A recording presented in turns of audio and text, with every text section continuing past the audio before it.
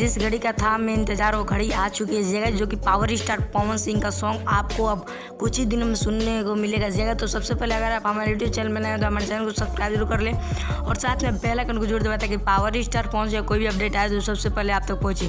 तो चलिए वीडियो में बिना देरी के फटाफट स्टार्ट करते और बताते हैं क्या न्यूज़ क्या हो खबर गाइस।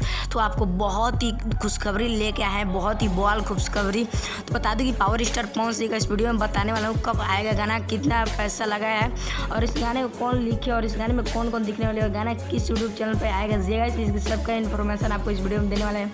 तो सबसे पहले बता दें कि पावर स्टार पवन सिंह और शिल्पी राज का ड्यूट सॉन्ग आपको सुनने को मिलेगा, जो कि काफ़ी बवाल सॉन्ग होने वाला है। और इस गाने में 5 से 6 लाख रुपए की बजट आई है जो कि डे और नाइट की शूटिंग है डे की भी और नाइट के भी है, तो रात दिन का शूटिंग है। तो बता दें कि पावर स्टार पवन सिंह का सॉन्ग जो कि Pawan Singh official YouTube channel पर आएगा और पावर स्टार पवन सिंह अपने सोशल मीडिया पर हो सकता है तो 2-3 दिन में पोस्टर लॉन्च करेंगे अपना गाइस।